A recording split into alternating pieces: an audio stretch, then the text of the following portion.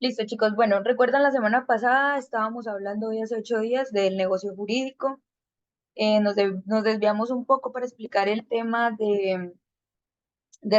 explicamos un poco de responsabilidad, un poco de derecho de consumidores, porque les estaba hablando mucho del acuerdo que tiene que existir entre las partes, ¿no? Para que se dé el negocio jurídico, que esa es como su diferenciación y es lo que se establece entre las partes. Si es bilateral o más de dos personas en un acuerdo. Si es unilateral, pues simplemente será la voluntad de una de las partes, como por ejemplo en el derecho sucesorio, en un testamento, ¿no? Em, y pues ya dejamos un poco ahí hasta ahí el tema de los casos que yo les había puesto. No sé si tuvieron la oportunidad de leer el material que les envié luego de que se acabó la clase. Les envié el caso de Estela, les envié también el pronunciamiento de la Corte por el tema del niño que se asfixió por el dulce. No sé si leyeron las consideraciones de la Corte, los parámetros que tomó el tribunal para decir, no, es que no tenía las dimensiones el dulce, etcétera, ¿no? No sé si leyeron el material. Si lo leyeron, van a entender un poco el por qué el tribunal tomó la decisión y si leyeron el caso de Estela, se van a dar cuenta de lo absurdo, ¿no? Que fue ese caso, porque fue increíblemente absurdo y que gracias a ese caso, pues ahora un café caliente tiene que llegar una etiqueta que diga que está muy caliente y todo este tipo de temas, ¿no? Hasta ahí, chicos, eran como las generalidades del negocio jurídico. Ahora vamos a ver las clasificaciones del negocio jurídico, cómo se pueden clasificar. Y ya se van a clasificar dependiendo, ¿no? De diversas maneras. Entonces, la primera clasificación que podríamos hacer es según el acuerdo de voluntades. ¿Sí? De hecho, creo que una compañera de ustedes lo decía en la clase pasada, y es que decía ella, sí, maestra, es que si es unilateral, si es bilateral, y exactamente es así. Entonces, en los negocios unilaterales, que es como su primera, a ver, los unilaterales, bilaterales y plurilaterales va a entrar en una clasificación, ¿sí? Esa es la primera clasificación. Y la clasificación se llama según el acuerdo de voluntades, ¿ok? Entonces, primero, unilaterales, creo que ya todos acá sabemos que es un negocio unilateral, sabemos que es donde existe una sola declaración de voluntad y un ejemplo de ellos es el testamento, ¿ok? El testamento es un negocio jurídico unilateral, donde solo interviene la voluntad de una de las partes. Inclusive, un segundo ejemplo es la aceptación de la herencia. La aceptación de la herencia también es un negocio jurídico unilateral, donde solo una de las partes, pues, decide si acepta o no el negocio. Ahora, en los bilaterales es cuando se produce la declaración concorde de dos voluntades, ¿ok? Ya aquí entramos dos voluntades. Un ejemplo de un negocio jurídico bilateral, evidentemente vendría a ser cualquier negocio jurídico donde intercedan dos partes, un contrato de arrendamiento, un contrato de compra y venta, cualquier contrato donde intervengan dos partes. Y por último, los plurilaterales es cuando la voluntad concorde atañe a tres o más personas. ¿Listo? Entonces, unilateral una persona, bilateral dos personas y plurilateral tres o más personas. Un ejemplo de estos, ¿cuál creen que serían? O sea, para ustedes, ¿cuál sería un ejemplo de un negocio jurídico plurilateral?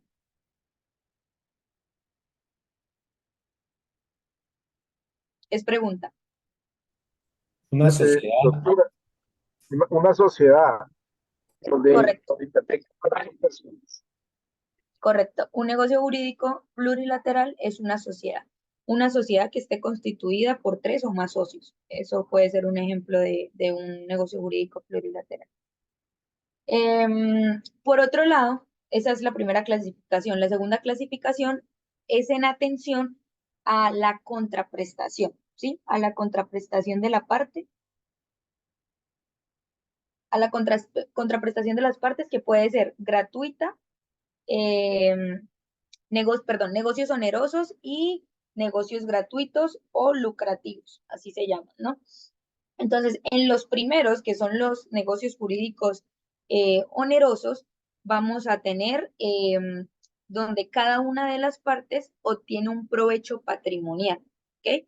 Que resulta equivalente a esa contraprestación realizada a favor de la otra parte. Por ejemplo, en una compra y venta, el vendedor va a obtener un precio, ¿a cambio de qué? evidentemente que el comprador va a tener la cosa, ¿no? Entonces ese es oneroso porque tiene contraprestaciones. Uno recibe un monto dinerario y el otro pues recibe el objeto que está comprando a cambio de ese monto de dinero, por así decirlo, ¿no? Esto quiere decir que hay una contraprestación recíproca porque ambos obtienen gananciales, ambos tienen un beneficio o una ganancia, ¿no? Hay un intercambio de cosa por precio. Y en los negocios gratuitos o lucrativos, solo una de las partes obtiene ese provecho o esa ganancia. Así, por ejemplo, el donatario o el legatario, ustedes ya saben qué es el legatario, obtiene un provecho o ventaja sin que deba realizar una contraprestación a favor de la otra parte. Ustedes saben que en un legado, pues no existe una contraprestación. ¿Por qué? Pues porque el testador decide dejarme una parte, pero yo no le estoy contraprestando absolutamente nada más. Simplemente recibo mi legado, pero pues yo no hago una contraprestación al testador. No existe. Entonces, esos son los negocios jurídicos gratuitos o lucrativos y lo mismo en las donaciones. Cuando te donan, cuando se hace un negocio jurídico por donación, tampoco hay un ganancial, no hay una contraprestación, simplemente te dan en donación, por ejemplo, un bien inmueble, pero pues no vas a pagar nada por ello. O te van a dar en donación, no sé, un carro y no vas a pagar nada por ello, porque pues exactamente por eso se llama negocio jurídico gratuito o lucrativo. Eso es la segunda clasificación de los negocios jurídicos. Ya yéndonos a una tercera clasificación, podemos encontrar según el momento en que produce efectos el negocio jurídico. Entonces aquí vamos a encontrar dos tipos. El primer tipo que es el intervivos y el segundo es que es mortis causa. En los primeros, los efectos del negocio nacen por su propia naturaleza, ¿sí? O sea, en intervivos, y es decir, que van sujeto a la vida, ¿sí? Es decir, que son los que hacemos nosotros por el simple hecho, perdón, de estar vivos, de gozar con la vida, ¿no? Y mortis causa, pues evidentemente van a ser los negocios jurídicos que surjan efectos a partir de la muerte de la persona, ¿sí? Y ahí pues ya vamos a encontrar todo el tema de las disposiciones testamentarias, ¿no? Entonces, a partir del fallecimiento de la persona, nace este tipo de negocio jurídico que es el mortis causa.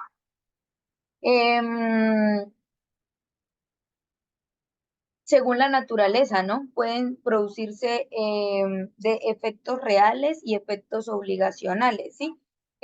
Los efectos reales son más que todo los que se destinan a crear la propiedad, ¿sí? O adquirir la propiedad. Y por otro lado, que son los efectos obligacionales, es cuando los negocios jurídicos tienden a producir obligaciones, ¿sí? Y cuando digo que tienden a producir obligaciones, es obligaciones de hacer, dar, no hacer o dar, ¿sí? Entonces, esa es como la diferencia que existe en estos dos. Hasta aquí está claro, entendemos los conceptos.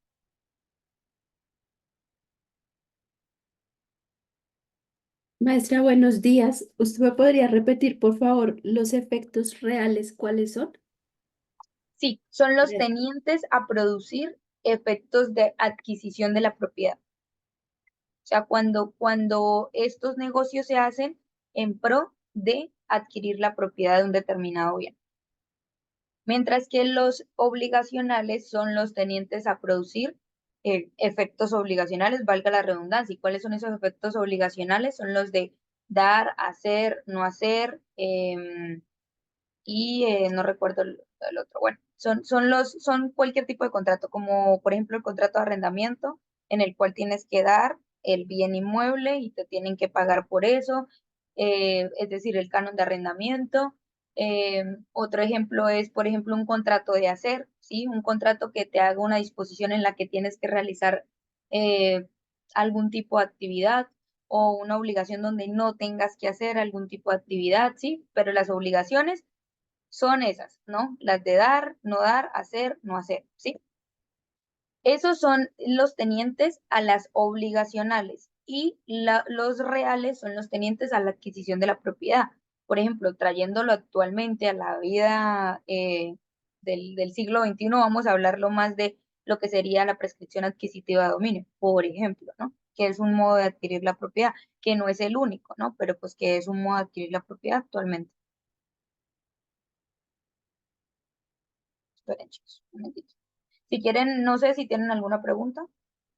Pues por acá. Eh, un contrato laboral es un, ahí, ¿cuál es el contrato laboral? Lo que pasa es que tiene otro tipo de régimen. O sea, un contrato laboral también es un contrato obligacional, evidentemente, ¿no? Y va a depender si es un contrato comercial, si es un contrato, por ejemplo, contrato de obra-labor, si es un contrato estatal, ¿no? Porque vamos a hablar ya de de los servidores públicos, ¿no?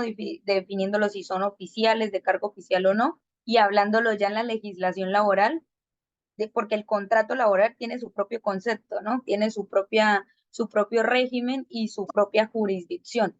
Entonces, pues no lo podemos confundir con el área civil y privada, porque son diferentes, ¿sí? Y también va a ser diferente si estamos hablando de oficiales del Estado, ¿no? Que tienen otro tipo de jurisdicción también. Entonces, aun cuando son contratos que generan obligaciones, porque evidentemente todos los contratos, sean laborales, ¿no? Y de la jurisdicción que sea, todos los contratos generan obligaciones, absolutamente todos, contratos, y dependerá el contrato laboral, ¿no? Sí, dependerá de qué es lo que tiene que hacer o lo que no tiene que hacer, pero es una jurisdicción diferente, ¿sí? O sea, no la podemos mezclar con la jurisdicción civil porque son diferentes, o sea, es una jurisdicción aparte. Dime, Luis. Licenciado, buenos días. O sea, implementando lo que dice el compañero de lo que estás hablando, ahí hace parte a los que mal llamado le dicen el régimen especial. No, no, sí, simplemente, a ver, me hago entender. Cuando vas a hacer a ver, hay contratos comerciales y civiles, ¿sí? Pero tienen su origen es diferente, no es un origen igual al del contrato laboral. Tienen su esencia diferente por el tipo de sujetos que participan y por el tipo de objeto, ¿sí? Que se persigue dentro del contrato. Pero su esencia es diferente. No es lo mismo un contrato civil, un contrato comercial de participación o etcétera, de lo que sea, a un contrato de origen laboral, que es una jurisdicción totalmente diferente. ¿Por qué? Pues por sus condiciones y elementos, que van a ser diferentes. No es que sea especial, es que ellos son su propia jurisdicción. O sea, un contrato laboral tiene su propia jurisdicción. Por ejemplo, no sé si han escuchado la diferencia entre un contrato laboral, de un contrato de prestación de servicios, de un contrato obra-labor, de un contrato oficial del Estado, porque todos tienen una esencia diferente, aun cuando todos son contratos laborales. Y por ejemplo, el del contrato laboral con el contrato labor y con el contrato de prestación de servicios, todos se desligan de la jurisdicción laboral, ¿sí? Pero ya cuando yo les hablo de contratos civiles, cuando les hablo de contratos entre particulares, ya es diferente. Por ejemplo, un contrato que se haga entre partes particulares, pero que no sea de origen laboral, sino comercial, pues va a ser un área diferente. ¿Esto por qué se los hago como tan marcada la diferenciación? Porque a la hora en que ustedes vayan a accionar, es decir, a iniciar una demanda, si es un contrato laboral, ustedes, o sea, si es un contrato laboral de origen laboral, no van a ir ante la jurisdicción comercial civil. Evidentemente se acude ante la jurisdicción laboral, ordinaria laboral. Y si es un contrato comercial, no van a ir ustedes ante la jurisdicción laboral porque pues para eso son los contratos comerciales y se acude ante la jurisdicción ordinaria pues civil o ante laudos arbitrales, etcétera, ¿sí? Pero son jurisdicciones diferentes, o sea, su esencia contractual es diferente. ¿Sí me entienden? Sí, licenciado.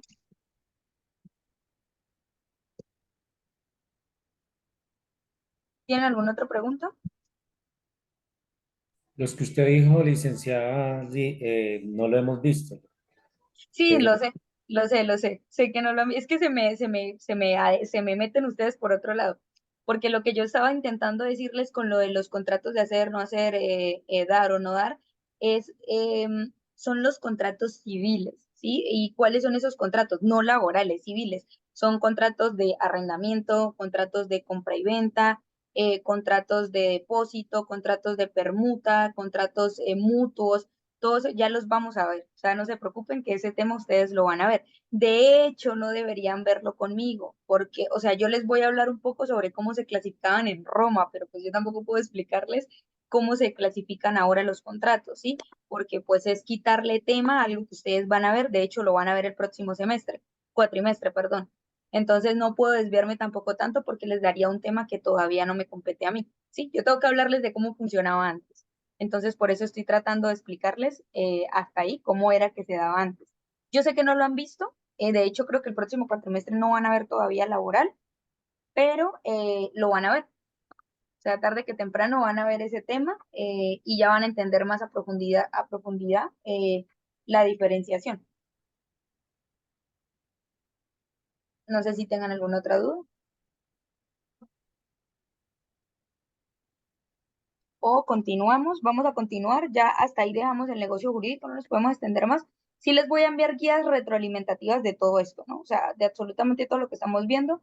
De hecho, ya las tengo acá, las tengo en mi chat para empezar a enviárselas a ustedes y reenviárselas al grupo para que ustedes retroalimenten lo que vamos a ver hoy, porque pues evidentemente el tiempo no creo que nos dé. Entonces ahí les voy a hablar, les voy a mandar una que se llama la obligación civil romana y las garantías del derecho de crédito. Les voy a mandar una de apuntes de derecho romano y una de las fuentes de derecho romano en las obligaciones. Voy a enviarles esos 3 paquetes pues para que se puedan guiar de ahí. El derecho romano es un mismo derecho para todo el mundo, ¿no? Así que las guías que les envíen, no importa si están escritas en España, si están escritas en México, si están escritas en Colombia, es un solo derecho romano, entonces no importa el origen del material que les voy a enviar, porque pues, realmente importa más el autor que el origen del país, porque el derecho romano es uno solo. ¿Listo? Vamos ahora a hablar, yo les mandé a investigar a ustedes sobre qué eran las cosas. ¿Alguno lo buscó, lo leyó para que por favor nos dé acá como la intervención?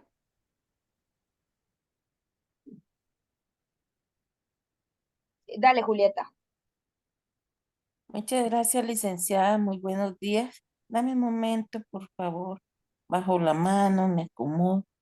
Sí, licenciada, yo estuve leyendo eh, la vez pasada sobre qué eran las cosas y ellos consideraban objetos del mundo exterior que eran susceptibles de pronto al disfrute por parte del ser humano.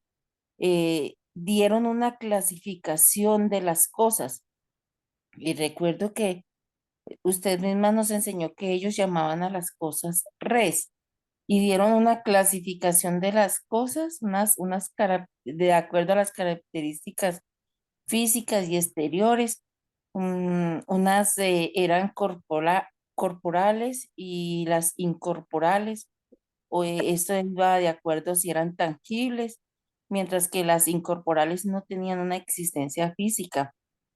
Sí, de pronto ahí cuando uno habla me imagino yo, de los derechos y obligaciones, las divisibles e indivisibles, las simples o compuestas, genéricas o específicas, las fungibles y las no fungibles, que de pronto en estas pues es como el dinero, que lo gastamos, que ya no lo tenemos cuando hablamos de fungibles, las que no, y las consumibles, las inconsumibles y la clasificación de las cosas por la posibilidad de apropiación, serían cosas en propiedad de alguien o cosas sin propietario, cosas extracomerciales, cosas mancipables o no mancipables.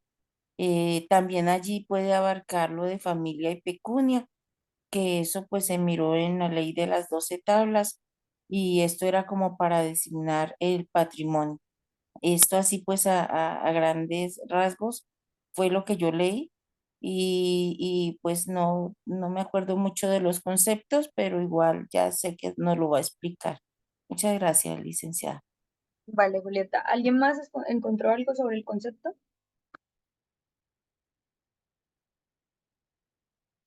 Bueno, vamos a continuar. Entonces, en el derecho romano, sí, se caracterizaban ellos, lo que dijo Julieta está bien, de hecho el término sí es res, era el término que ellos usaban para cosas, o sea, ellos no hablaban de cosas, sino de res, R-E-S, ¿no? Y ese término era utilizado para identificar todo lo que fuera susceptible de reportar un provecho, ¿sí? Sin importar su naturaleza. Lo que importaba era que pudiera ser evaluado económicamente, ¿sí? Entonces se denominaba res a todo lo que formara parte del haber de los particulares, ¿sí? Que tuvieran una entidad corporal o espiritual, que fuera natural o que fuera artificial, real o abstracta, siempre que fuera apreciado económicamente. O sea, realmente aquí lo importante era eso, ¿no? Y pues dentro de ese orden íbamos a encontrar que se consideraban como cosa no solo a los bienes materiales, sino también a los de carácter intelectual, ¿no?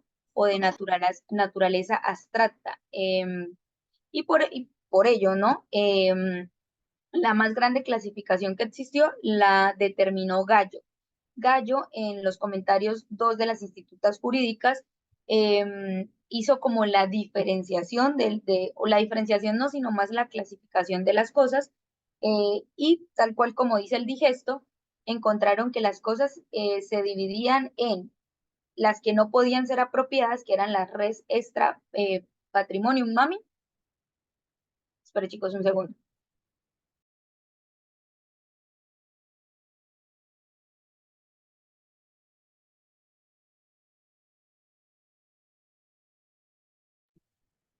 Listo, chicos, que tengo dos primitas hoy chiquitas en la sala y eso están haciendo un ruido, me está distorsionando un poco la clase. Y no tengo los auriculares puestos porque no los encuentro. Entonces, tocó decirle a mi mamá que les baje el volumen a las chicas. Listo. Entonces, les decía que están las res extra patrimonium, perdón. Entonces, para que sepan cómo se escribe, de hecho, se los voy a escribir aquí en el chat. A ver, chat, no,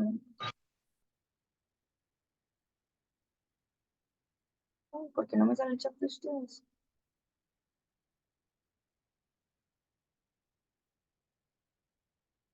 Ah, ya lo encontré. Listo.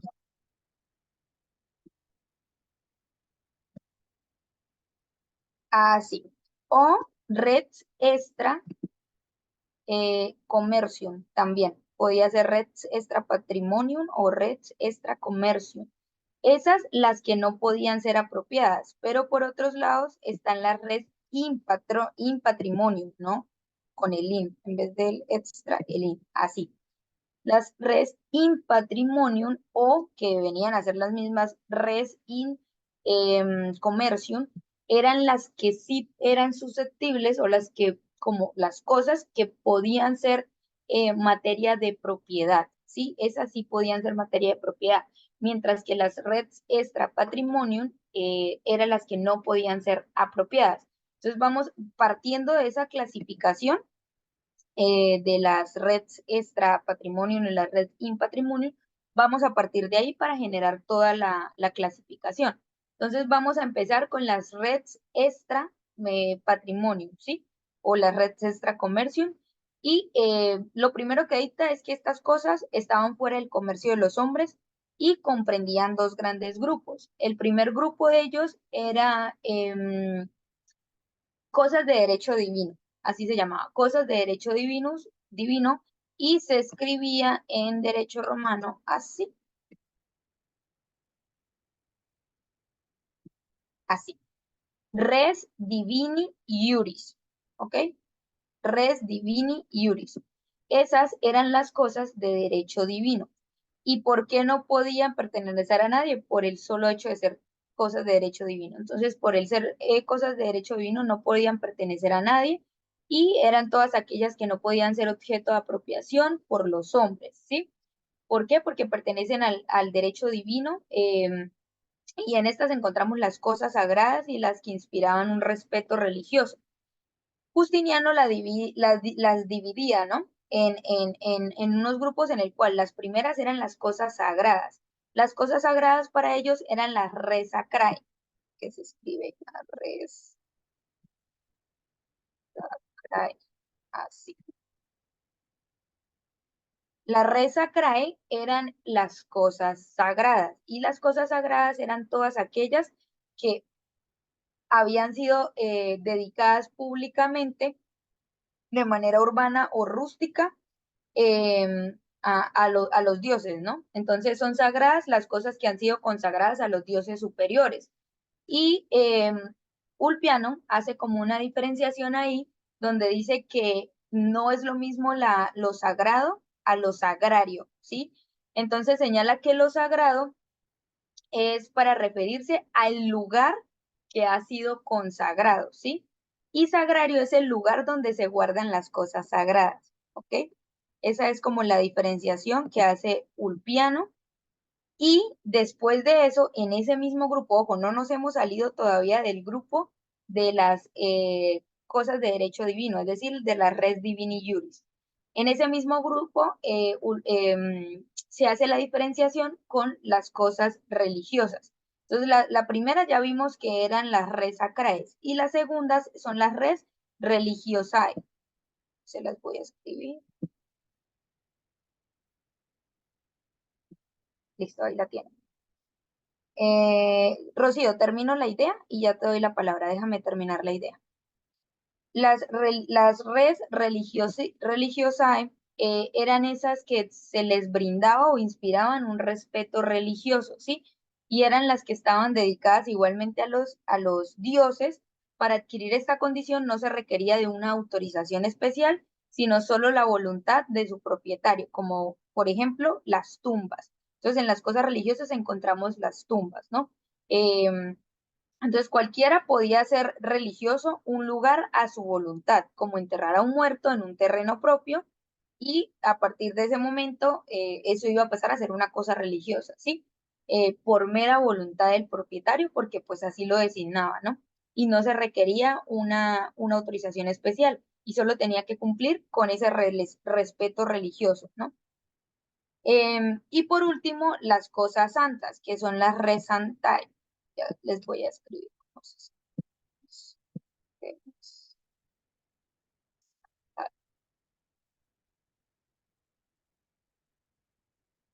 Listo. En las res santaes provienen del término satmina, ¿sí? Y es como se identifica a una planta, ¿no? Que la planta se llama verbena, y esta planta la llevaban los magistrados para mostrar inmunidad, ¿sí? Y se clasifican como res santae, las cosas que están defendidas o protegidas contra las ofensas del hombre. O sea, por ejemplo, la satmina, pues era una res santae, por el simple hecho de creerse que esa plantita iba a proteger a los magistrados, ¿sí? Que les iba a dar como esa inmunidad. Hasta ahí son el tipo de cosas de derecho divino, ¿sí? Esas son las cosas de derecho divino. Y ya por otro lado vamos a hablar de las cosas de derecho humano, que sin embargo siguen siendo res extrapatrimonio. Dime, Rocío.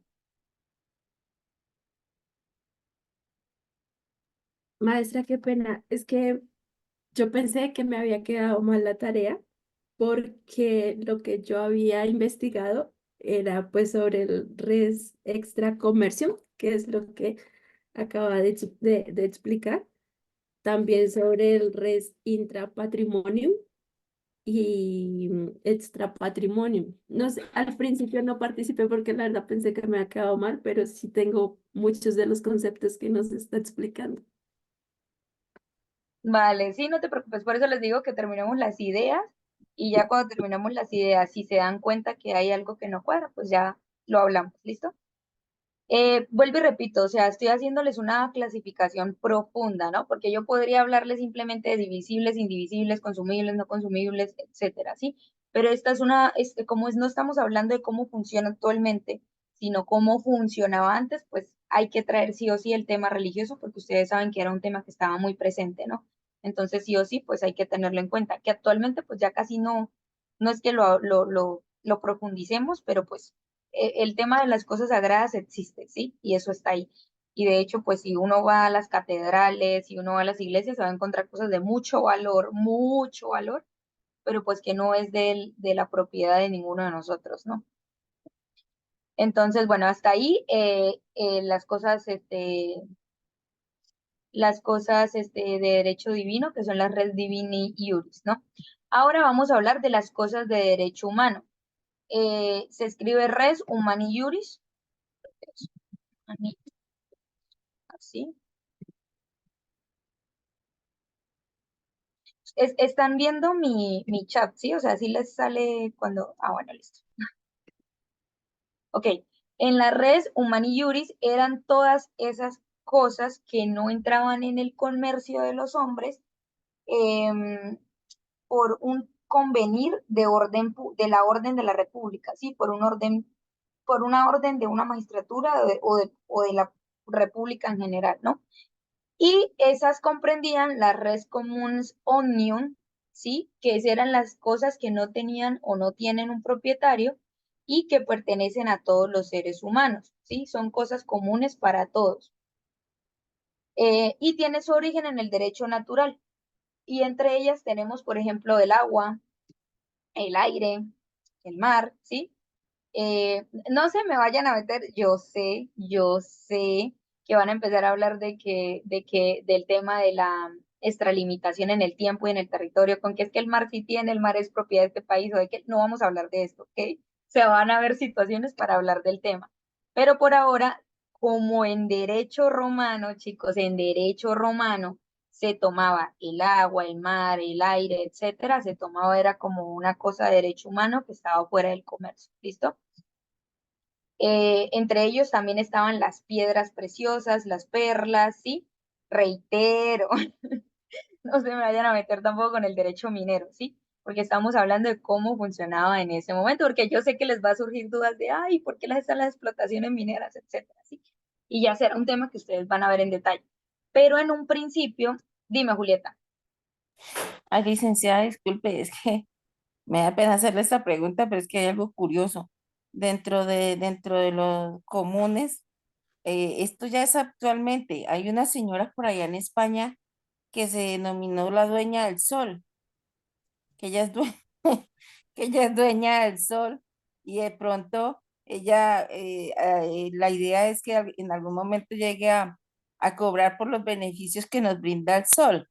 Entonces, ¿cómo funciona esa locura para que ella haya salido con una cosa de esas y hasta dónde de pronto la hayan avalado con esa locura? Porque, pues, en el momento en que haya un cáncer por rayos solares, pues entonces también hay que demandarla a ella. Eso es una Sí, locura. sí.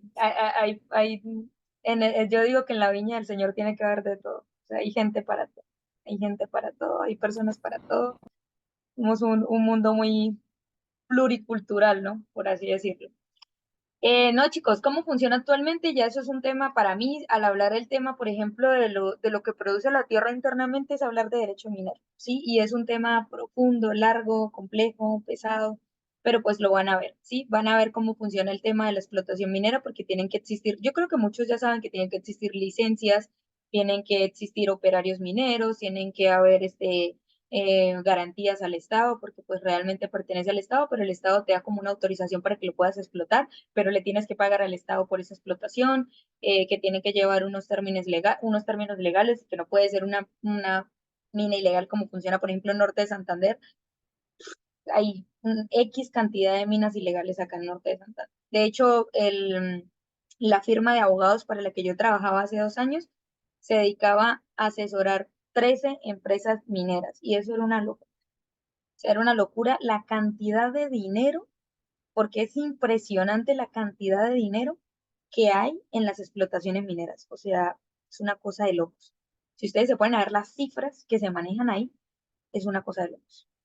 Y que obviamente entra no solamente el que tiene el título, ¿sí? Porque está el título que tiene para poder explotar la mina, está el operario, que no es lo mismo que el que tiene el título, está el que comercia, que no es el mismo del operario ni el que tiene el título, entonces van a ver que entran varias figuras ahí solo para poder explotar lo que produce la tierra, ¿sí?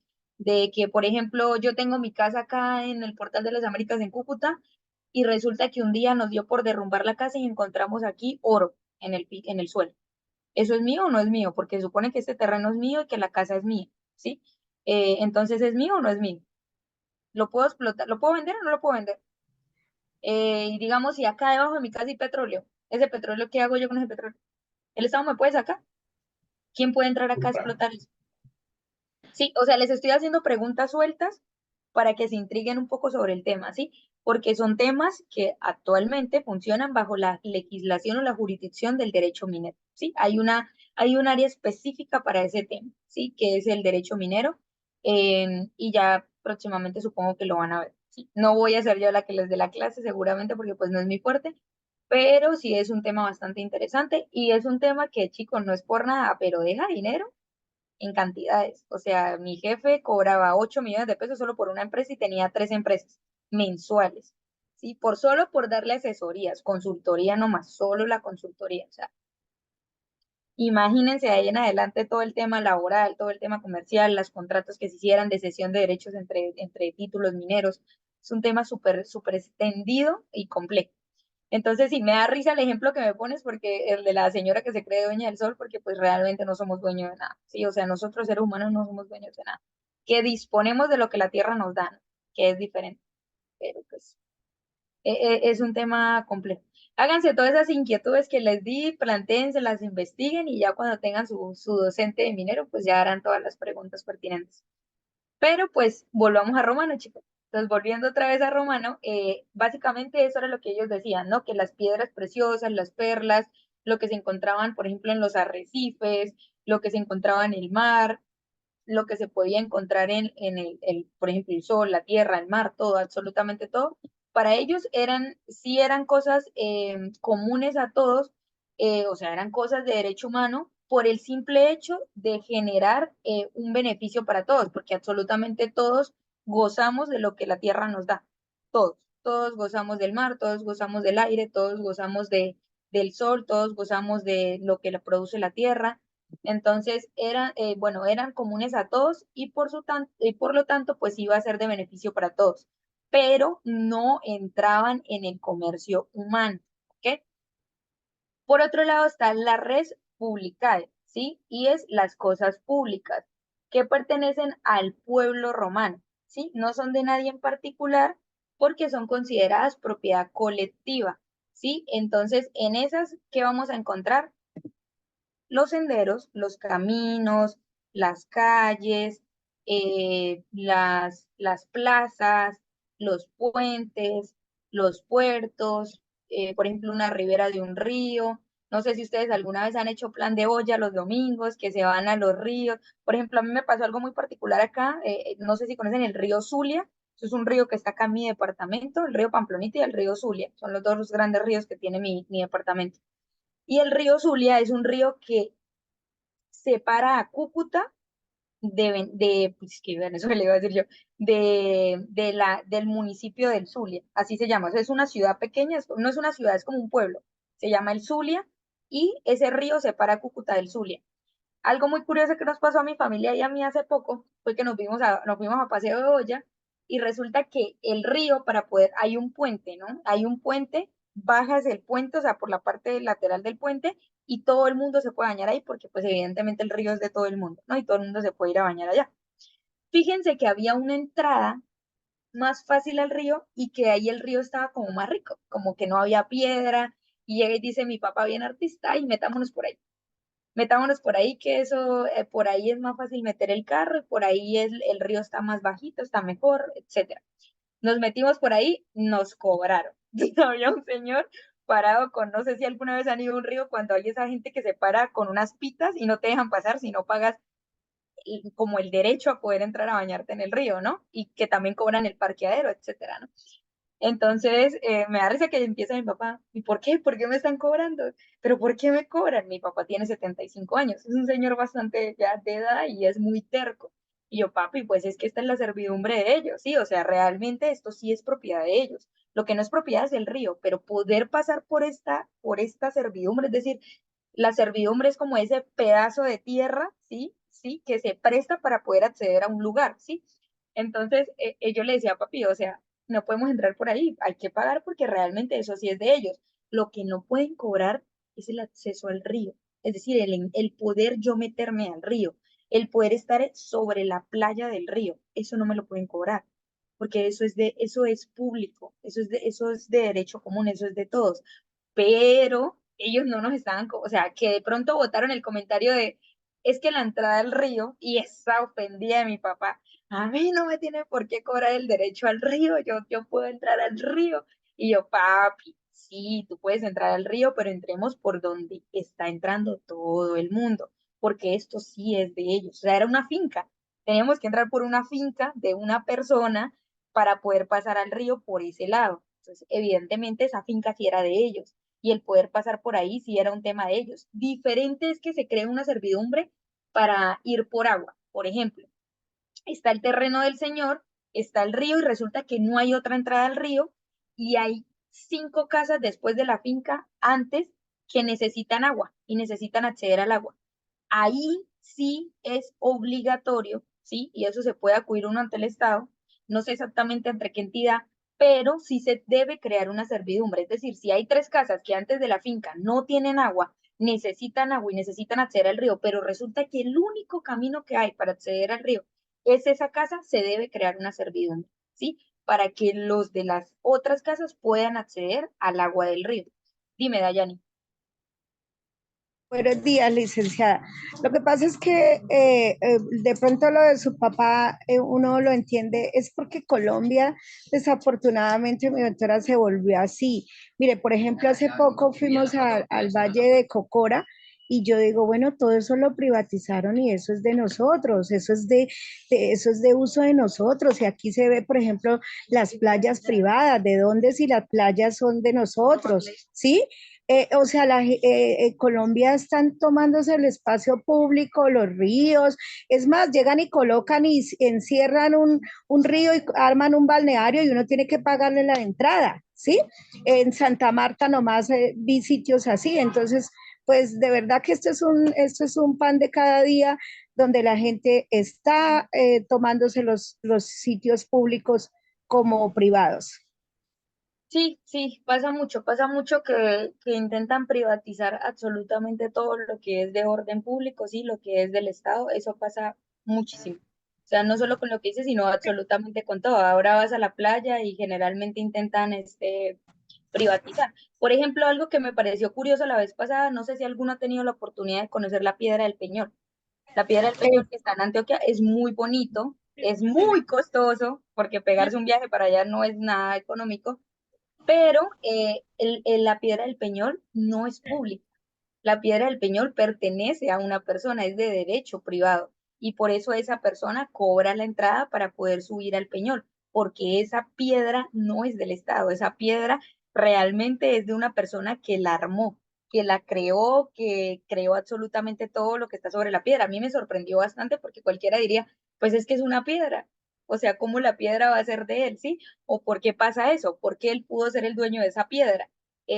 Por qué le dieron los permisos para poderla arreglar, pero el señor es el dueño de la piedra y realmente se lucra increíblemente con eso, porque a un extranjero le están cobrando, cuando yo fui me cobraron 25.000 la entrada a mí, que soy nacional. O sea, me parece increíblemente caro cobrar 20.000 por subir una piedra, ¿sí?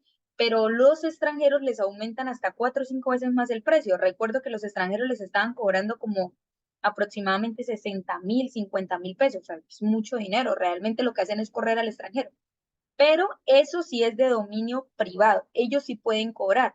Diferente es a lo que dice Dayani, por ejemplo, que ustedes vayan al Boca, ahí por ejemplo, ¿cómo es que se llama esta playa de Santa Marta? La playa más famosa que tiene Santa Marta, se me olvidó el nombre, bueno, que vayan Rodadero. el rodadero de Santa Marta. ¿Quién no ha ido al rodadero de Santa Marta? Que yo creo que la mayoría de todos hemos ido al rodadero de Santa Marta. Y cuando vamos al rodadero de Santa Marta, pues no nos están cobrando. Evidentemente, uno no le cobran por meterse al mar. Pero vaya, busque una silla. Vaya, tome de un vaso de agua y, o sea, 4 o 5 veces el precio a lo que lo consigues comercialmente en cualquier otra El tienda. masaje. La trencita, el masaje, exactamente, todo ese tema. O sea, aun cuando todo eso es de dominio público, pues se sabe que el ir allá va a acarrear un costo, ¿sí? Evidentemente va a ser un costo alto, porque absolutamente nada en las playas de la costa Caribe, pues son económicas, allá absolutamente todo es muy costoso. Pero pues esto es válido, o sea, aun cuando hay que existir un control de precios, sí, porque el Estado sí debería interferir en cómo ellos cobran, porque no pueden llegar a agarrar a un extranjero y cobrarle 8, 9, 10 millones de pesos por comerse un pescado. tiene que existir un control de precios. Sin embargo, ellos sí tienen esa libertad de poder cobrar porque son negocios de derecho privado. Diferente es a que yo llegue allá al rodadero y me digan es que te vale 10.000 pesos meterte al mar. Eso no lo pueden hacer ellos, eso no lo pueden hacer. Como que ustedes vayan a un río, el río Magdalena, no sé, yo sé que el río Magdalena uno no se mete, ¿no? Pero por poner un ejemplo, van ustedes al río Magdalena y dicen, es que me quiero meter, no, es que le vale 10.000 meterse al río Magdalena. No te pueden cobrar. Diferente es que quieras cruzar el río Magdalena en lancha, ¿sí? Por ejemplo, yo fui a una parte de uno de los brazos del río Magdalena y lo crucé en lancha. Y eso sí tiene un precio, porque evidentemente se usa un objeto de derecho privado, un objeto que no es del comercio público, que es obviamente eso es de un particular y eso sí se debe pagar. Diferente es el agua como tal. Y eso no aplica solo para el agua, aplica para absolutamente todo lo que ustedes crean y vean natural, sí, que son por ejemplo, los senderos, por ejemplo, las plazas, por ejemplo, las plazas que no son de origen privado, ¿no? Sino que son de origen nacional o departamental o municipal, pero que sea origen del Estado. Eso no nos pueden cobrar por eso, ¿sí? Porque vamos a pasar por una calle pública, no me pueden cobrar. Y eso, ojo, lo hacen mucho las personas que cobran parqueaderos, que se apropian de partes de cosas que son del Estado, o sea, senderos o calles o lugares que son del Estado para cobrar, por ejemplo, el que tengas el carro ahí. Y ojo, ellos se refugian en que lo que cobran es el cuidado, pero muchas veces uno no quiere el cuidado, uno simplemente deja su carro, su moto ahí, no quiere que se la cuide, pero igual lo cobran, igual lo quieren cobrar y todo, pues absolutamente todo entra como en el comercio humano, ¿no? Pero en principio eso es de origen estatal, ¿sí? Entonces, volviendo al derecho romano, el res republicae era exactamente eso, ¿no? Era las plazas, los caminos, los puentes, puertos, absolutamente todo que fuera de propiedad colectiva, ¿ok? Que pertenecen al pueblo. Y por otro lado están las res universitates. Vamos a escribírselas acá.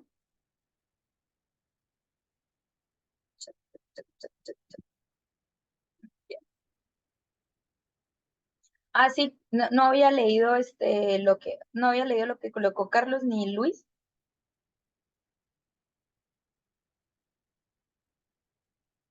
Ok. Sí, por ejemplo, hace parte de la estratificación. No sé si han visto lo que está pasando en Medellín, re preocupante. O sea, todos sabemos que Medellín bueno, es una ciudad muy bonita y de hecho es la más, o sea, yo que he estado fuera del país y sé que hay varias personas acá que también lo han hecho. Uno llega a otro país y Colombia, Medellín. Colombia, sí, Medellín, porque los reconocen internacionalmente por Medellín, Bogotá y si acaso Barranquilla por ahí. Entonces, generalmente esa estratificación, ese hecho de que de que la tierra se vuelva tan atractiva para el extranjero, hace el costo de vida muy caro. Lo digo por el comentario que puso Carlos en el chat. Sí, sí, Bucaramanga también es muy bonita. De hecho, cuando hablan, a mí me da risa porque cuando hablan de Santander, o sea, a ver, Santander tiene Santander y norte de Santander. Y la capital de norte de Santander es mi ciudad, que es Cúcuta. Y me da risa porque nadie conoce qué es norte de Santander ni Cúcuta. O sea, uno dice, sí, norte de Santander. Y es, ah, sí, Santander, Bucaramanga. Y yo no, norte de Santander, Cúcuta. Porque pues realmente Bucaramanga evidentemente tiene mucho más eh, vida activa comercial que Cúcuta. Es un poco más viva. Ahora, ¿no? Que la frontera está muerta. Pero lo que dice Carlos ahí sobre el Salento, sobre las tierras que han comprado y que están por las nubes, eso pasa mucho ahora en Medellín. Y es que vayan ustedes y consigan una renta en Medellín a ver en cuánto les va a salir. Una parte estudio, o sea, una habitación. Una habitación con un baño y la estufa ahí portátil para que usted se haga algo. Y que todo esté no sé, en 40 metros cuadrados. Solo eso les está costando 1.000.000 en Medellín. Y sé que muchas personas, no sé si algunos viven en Bogotá. Bogotá está igual. O sea, Bogotá, para que tú puedas vivir en una zona céntrica, en un lugar que no esté tan metido, que esté central, a ver, de 1.300.000 no se baja, de 1.200.000, mientras que, por ejemplo, les comento, en Cúcuta, un arriendo puede costar 350.000 pesos y tiene 3 habitaciones. O 400, lo máximo que he visto acá, así por ejemplo, en mi barrio, 600.000 pesos, 2 habitaciones, sala, comedor, cocina y demás, y me sigue pareciendo barato. O sea, no barato, me parece bien, un precio acorde, adecuado, pero vete para otra ciudad. O sea, vete para Bogotá y vete para Medellín. Ahora, Medellín es un caso aparte, Medellín está lleno de extranjeros. O sea, Medellín es extranjero por donde se metan y por donde vayan y por donde vean. Y ahora ustedes vayan a comerse una hamburguesa ya no se baja de 60. de 50. Ustedes van a Provenza y 50.000, 60.000, 70.000 puede costar la comida de una noche, que uno tiene que trabajar 2 días para poderse, el que gana el sueldo mínimo tiene que trabajar 2 días para poder ir a comer a Provenza, ¿sí? Y realmente un mínimo no da para vivir en Medellín, no puedes tener un terreno allá, compra una casa.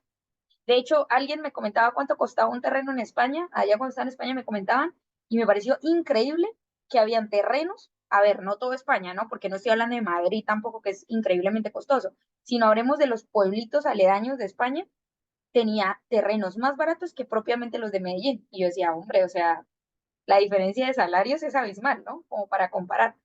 Entonces, esa estratificación de todas estas personas que están llegando a Medellín y que lo están haciendo ver tan atractivo, afecta increíblemente la calidad de vida de las personas que se ganan un mínimo, porque ya con un mínimo no vives en Medellín.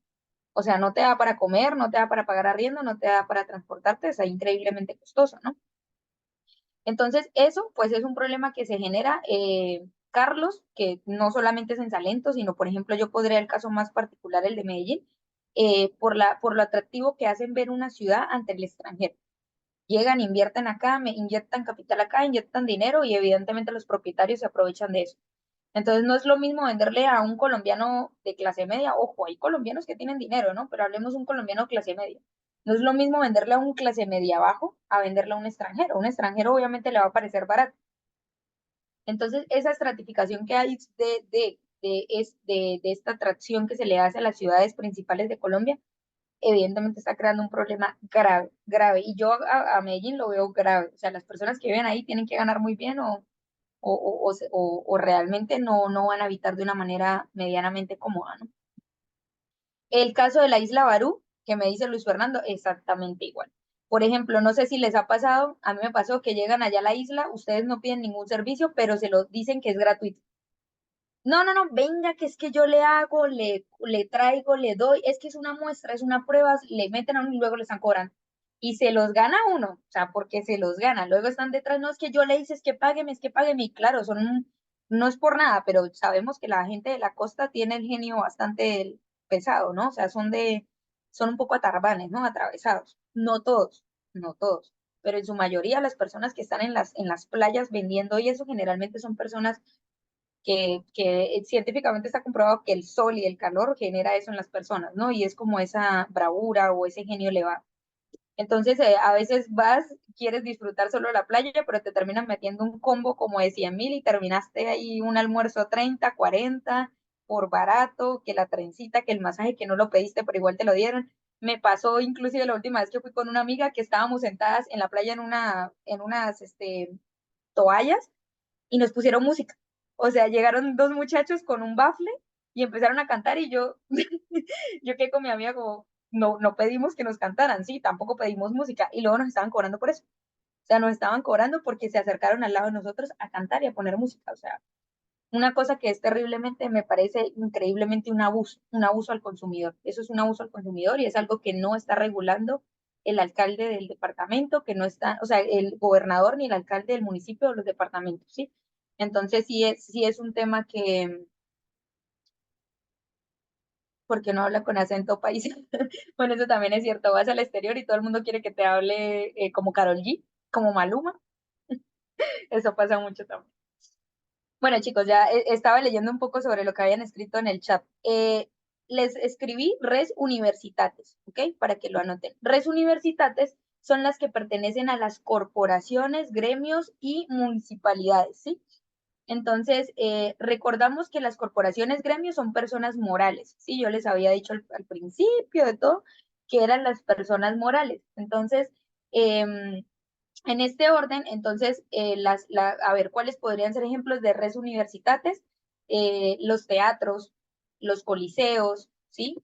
Por ejemplo, los coliseos romanos hacían parte de las res universitates, ¿ok? Hasta ahí, un poco sobre lo que eran las res extra patrimonio, ¿sí? Ahora vamos a hablar de las res in patrimonio, ¿sí? Yo creo que ya se los había escrito en el chat. Sí, ya se los había escrito en el chat. Entonces vamos a hablar un poco, se los voy a volver a colocar, de la res in patrimonio. Ahí está. Las res in patrimonium se ubican dentro del grupo de las cosas que sí son susceptibles de apropiación por los particulares, ¿sí? Y acá pues vamos a encontrar la mayoría de las cosas, porque pues la mayor cantidad de las cosas pues, son de susceptibilidad de adquisición. Y vamos a encontrar cómo se clasifican las res in patrimonium. Entonces, aquí sí vamos a hablar sobre lo que habían investigado la mayoría. Entonces, vamos a iniciar con las cosas emancipables y no emancipables. Las voy a poner en el chat. Ahí se las puse. En las cosas emancipables hablamos de la res mancipi. Y las no emancipables hablamos del res net, NS, res net mancip, que son las no emancipables. Entonces, las cosas emancipables son aquellas cuya titularidad se puede transmitir únicamente mediante la emancipación, ¿sí? O la cesión de derechos ante un magistrado. Sí, y por el otro lado, las no emancipables, sí, son las que se transmiten por la sola entrega de la cosa, ¿no? Entonces, por ejemplo, acá están los terrenos urbanos, los terrenos ubicados en las provincias, ¿sí? Los terrenos bueno, por ejemplo, la propiedad tributaria, que son terrenos ubicados en las provincias, pero que pertenecían al emperador, y las cosas incorporales, ¿sí? Esos son las red mancipi, que no son emancipables. Ahora, eh, había una acotación que señalaba Gallo, ¿sí? Sobre las bestias salvajes. Entonces Gallo decía que no son emancipables las bestias salvajes como los osos, los elefantes, los camellos, ¿sí? Y que poco importaba su respecto, ¿no? De la costumbre que se tuviera de domesticarlos porque simplemente se consideraban bestias salvajes, ¿sí? Entonces no se iba a admitir la domesticación de estos animales para poderlos poner como cosas no emancipables. Es decir, que se pudiera perfeccionar solo con la entrega de la cosa. Entonces, volviendo otra vez a la primera que les hablaba de la res mancipi, un ejemplo de la cesión de derechos ante el magistrado podría ser el ceder el derecho. Es decir, si yo tengo derechos sobre determinada cosa, yo podía ante un magistrado ceder los derechos sobre esa cosa, ¿sí? Es decir, emancipar esa cosa. Decir, bueno, sí era mío, pero se lo quiero ceder a tal persona. Ojo, no es una compra y venta, estamos hablando de cesión de derechos, que es diferente. Era ceder los derechos que se tenía sobre determinada cosa. Esas son las cosas emancipables, las que se emancipaban de mi comercio, de mi dominio, ¿ok? Esas cosas se podían emancipar a través de cesión de derechos. De hecho, hay un tema muy interesante que se llama cesión de derechos litigiosos y es ceder los derechos sobre un litigio, sin importar si se va a ganar o se va a perder. Sí, ya ahí la persona ve si compra o no compra el litigio, si se hace acreedor de la cesión de esos derechos, ¿no? Pero para que lo entiendan un poco es eso, es cuando yo tengo derechos sobre una cosa y cedo los derechos de esa cosa a otra persona. Esas son las cosas emancipables. Y las no emancipables, las que simplemente se transmitían por la sola entrega. Ay, me disculpan que esté así como rascándome, es que tengo una alergia, o sea, me tiene los ojos, me tiene la nariz, me tiene mal la alergia, pero bueno. ¿Alguna pregunta ahí con ese tema?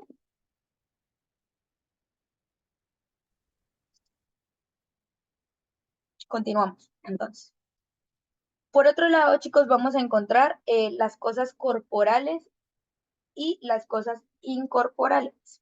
Esa sí es muy fácil, pues, de percibir su concepto, ¿no? Entonces me gustaría escuchar a algunos si saben, si tiene claro el término de qué es una cosa corporal y qué es una cosa incorporal.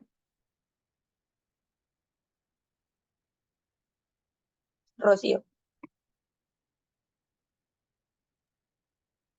Las cosas corporales, perdón, son las que pueden apreciarse con los sentidos, que son tangibles, que pueden ser tocadas, como una propiedad, por ejemplo.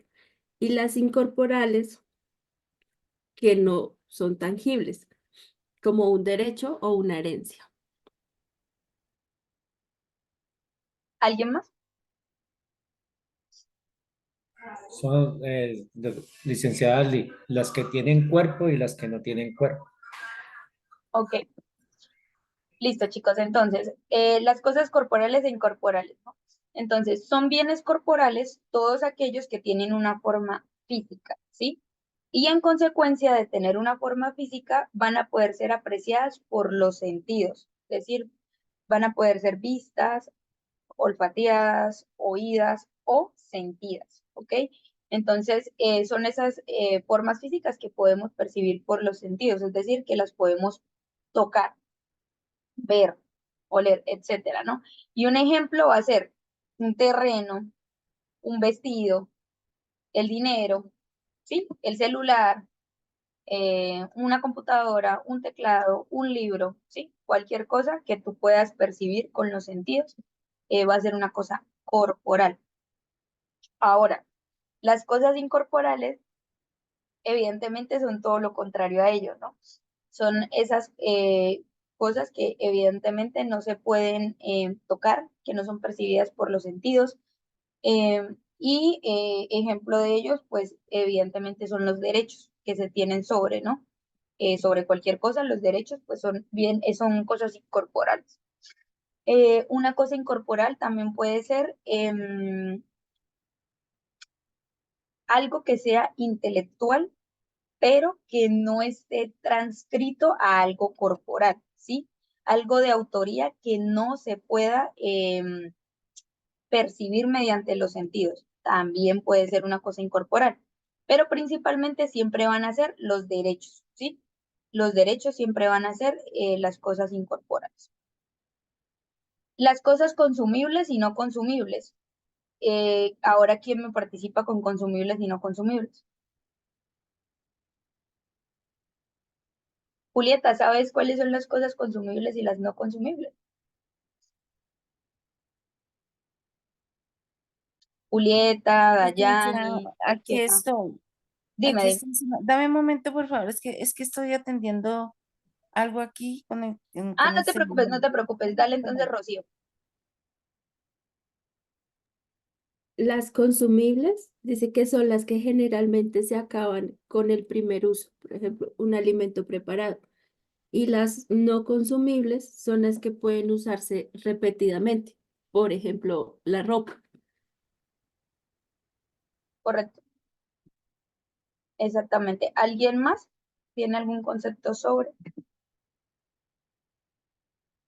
Licenciada, como dijo, perdón que lo haga así de esta manera, como dijo mi compañera Rocío, las cosas consumibles, ejemplo, como la comida, las bebidas, todo eso son las consumibles, sería un buen ejemplo, y las no consumibles son las que no se agotan, las que conservaban de pronto una individualidad, como la tierra, los edificios, ¿sí? Es más o menos un ejemplo claro de lo consumible y lo no consumible, lo mismo prácticamente.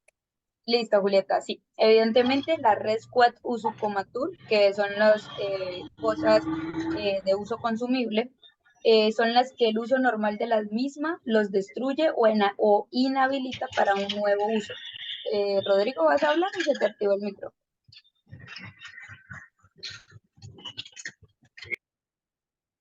Ay, Rodrigo, te silencié, no sé si ibas a hablar. No, buenos días. Es que se me ha estado conectando porque estoy en carretera, entonces se me conecta y no me doy cuenta que estoy conectado. Dale, Rodrigo, no te preocupes, no te preocupes. Listo, chicos. Les decía que las cosas consumibles evidentemente son esas que con el uso normal, ¿no? Habitual de ellas, en su primer uso se destruyen o se inhabilitan para poder volverse a consumir y por lo tanto pierden su valor económico, ¿sí? Y esto ocurre generalmente, por ejemplo, con los alimentos, ¿no? Por ejemplo, un vino, un jarrón, el trigo, los productos consumibles, por ejemplo, como las cosechas. Las cosechas pues son de un solo uso, ¿no? O sea, las consumes y ya evidentemente dejan de existir. Si consumes un tomate en específico de la granja de Carlos, de la cosecha número 15, pues ese tomate de la granja de Carlos de la cosecha número 15, pues ya se consumió. Entonces son bienes consumibles, los alimentos. Em, y por el contrario, existen los bienes cuyo uso habitual no genera su destrucción, sino que admite, aun cuando tenga un ligero desgaste, un nuevo uso, ¿no? Entonces, por ejemplo, lo que decían, cualquier cosa que se pueda volver a usar y que, por ejemplo, la ropa son cosas que podemos volver a usar, eh, y pues no va a pasar nada, ¿no? Hasta que se nos dañe, pero pues se puede tener varios usos. Otro ejemplo que escuchaba yo era el tema, por ejemplo, de la vaca que da leche, ¿no? En principio, pues uno diría, ¿no? Esa vaca lechera, pues su primer uso principal, pues es dar leche, ¿no? Y como yo les decía a ustedes, la leche es consumible, es un producto pues que se va a desaparecer, se va a consumir. Sin embargo, la vaca no. La vaca es un animal que puede volver a producir leche, ¿sí? Que aun cuando se desgasta con el tiempo, porque en algún momento va a dejar de producir leche, esa vaca pues va a durar muchos años produciendo leche. Entonces no es tanto la leche, sino como la vaca en específico, podríamos hablar de cosas que no son consumibles, ¿sí? Porque nos va a generar pues por ejemplo, en este caso nos va a generar varias veces la producción de determinado bien. ¿Alguna pregunta hasta ahí? Vamos en consumibles, no consumibles, emancipables, no emancipables. Dime, Carlos. Maestra, buenos días. Maestra, una pregunta. Digamos los bienes como los vehículos hoy en día, ¿no? Digamos, en esa época harían las carretas, creería yo. Digamos los vehículos, las casas que sí han existido toda la vida, las fincas, ¿eso serían bienes no consumibles? No consumibles, correcto. Ah, ok. Gracias, esa era la pregunta. Licenciado, buenos días. O sea, como un ejemplo, los servicios básicos como la electricidad, el agua potable, el gas doméstico, eso Uy, sería ahí entraste, consumible. bueno, entraste en un tema bastante interesante y les hago la pregunta a ustedes. Yo les voy a hacer la pregunta a ustedes. ¿Los recursos naturales son bienes consumibles o no consumibles? Los recursos naturales. Ay, Carlos. Obviamente ordeñando la vaca, ¿no? Bueno, volviendo al tema, chicos. Los recursos naturales son bienes. Esperen, ya va, un momentito.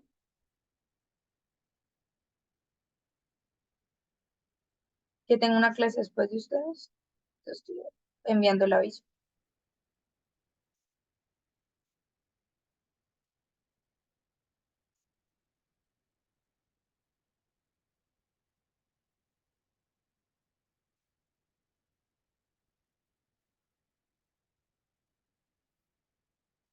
Listo, chicos. Ok, hay varios, ¿no? Ya entendieron la pregunta, es si los recursos naturales, ojo, no estoy especificando porque hay dos tipos de recursos naturales, ¿no? Pero no estoy especificando, simplemente voto la pregunta. Para ustedes, ¿los recursos naturales serían consumibles o no consumibles? Iniciamos con, bueno, ahí 3, 4, 5. Iniciemos con Carlos Alonso Rodríguez, que es el primero que me sale. Sí, son consumibles. Algunos, por ejemplo, el agua, la energía solar, son consumibles, pero que sean consumibles no significa que sean de propiedad privada, porque inclusive, o pueden ser de propiedad privada y uno paga para poder hacer uso de ese consumo, en el caso, digamos, de la energía. Porque, ¿por qué se hace la energía hidroeléctrica? La hidroeléctrica, que es, como su nombre lo indica, es por agua. La energía eólica, que es la que, bueno, que es la que están ahorita usando, son renovables, pero son consumibles, porque igual nosotros podemos usarla, pero le pagamos al Estado o a un particular al cual el Estado le da su derecho a explotarlo. Entonces, sí serían consumibles. Habrían otros que no son consumibles, como por ejemplo las carreteras, por donde nosotros andamos. Eso no es. O un monte bien por ahí, bien metido que sea solamente que esté protegido por la ley, ¿sí? Eso no serían consumibles, digo yo. Ok, Carlos, dale gracias, Julieta. Muchas gracias, licenciada. Para mí sí hay, lo mismo que mi compañero Rodríguez, sí hay recursos consumibles y no consumibles, porque precisamente dentro de la clasificación de los recursos naturales tenemos los renovables y no renovables. Entonces me imagino que cuando hay un recurso que no es renovable, entonces sería consumible. Ejemplo, los minerales, ellos se agotan. Entonces ahí sería un consumible. Y los no consumibles de pronto sería como la tierra, porque de pronto la podemos cultivar y no decimos que se acabó, vea, esto aquí ya quedó el hueco porque cultivamos bastante, no. Sería un ejemplo de no consumible desde la clasificación de renovables y no renovables. Muchas gracias, licenciada. Listo, Julieta, muchas gracias. Edinson Cardona. Gracias, licenciada. Pues por aquí tenía unos apuntecitos también que había encontrado y entre los no consumibles están también los electrodomésticos, eh, los objetos de colección y también los bienes inmuebles. Ok. Y entre los consumibles aquí encontré, por ejemplo, el agua aunque se consume, pero se vuelve y se recicla o se vuelve y se trata. No sé si cabe ahí, pero en el tema de los combustibles, el dinero pierde también su identidad o se va desvalorizando. Las medicinas, los alimentos. Era eso, licenciado. Perfecto. Amir. Buen día, licenciada. Sí, ellos son consumibles, algunos, otros no. Podríamos considerar que entre los consumibles incluso están las mismas plantas para los que hacemos uso de las plantas medicinales por el tema de la regeneración de ellos, el agua misma, incluso el mismo río. Uno se mete al río y ya el agua que tocó no la vuelve a tocar jamás en la vida, pero porque ya sigue circulando. Pero hay otros que no son consumibles por la misma naturaleza de su creación o de su identidad. Pero en general, podríamos decir que sí son consumibles porque pues, el ser humano sabe de los recursos naturales qué consumir y qué no. Entonces, pues es imposible. Sin embargo, en estos días leí que en algunas regiones, creo que de la India, algo así, hacen una sopa de piedras, que lo echan todos los condimentos y todo aquello, y que la esencia es la piedra, pero a la piedra jamás se la comen, se comen todo lo demás. Ahora, no sé a qué les sabrá esa sopa de piedras o qué sabor dará la piedra, pero finalmente la piedra no se la comen, ¿sí? Pero está la sopa de piedras. Pero en general el ser humano sabe qué recursos se pueden consumir y qué no, y de los consumibles realmente cuáles sí son consumibles. Vale, Amir, gracias. Fanny y por último Rocío. Buenos días, compañeros, licenciada.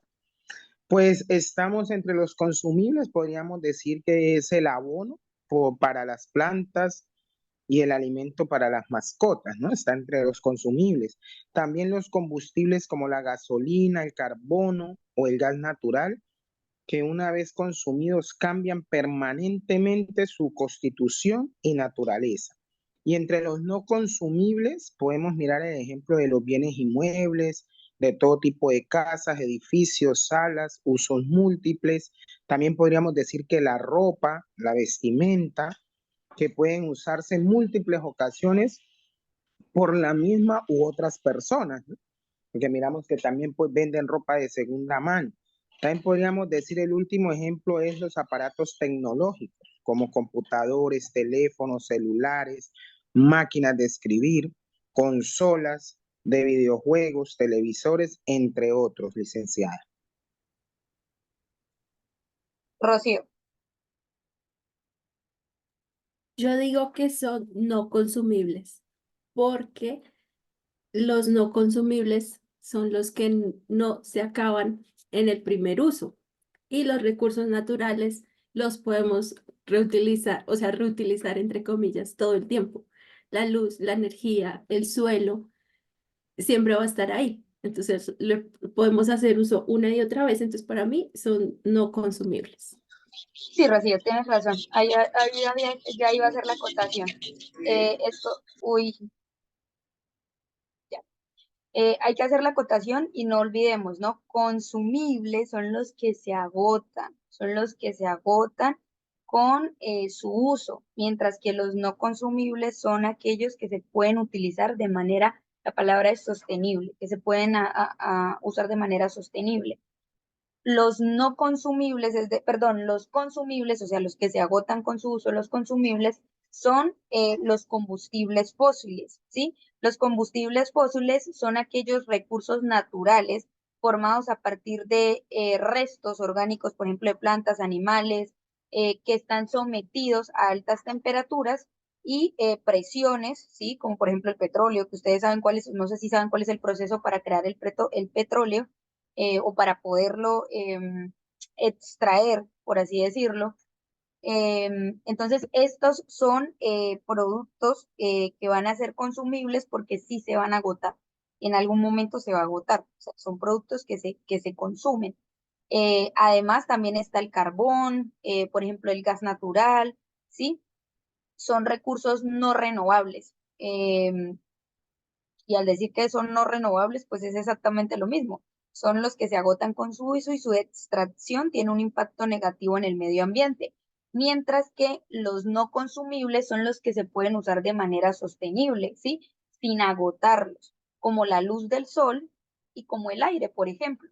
No sé si ustedes alguna vez han visto esas hélices enormes que ponen en los campos de aire, ¿sí? Para producir energía a través del aire, o no sé si han visto también los paneles solares, que también son una manera de producir energía también, o producir luz, por así decirlo, la luz que se hace a base de los paneles solares. Entonces son productos que son no consumibles, ¿sí? Y esa es como su diferenciación. Dime, Daniel. Gracias, licenciada. Una cosita, eh, un caso del alquiler de un automóvil, por ejemplo.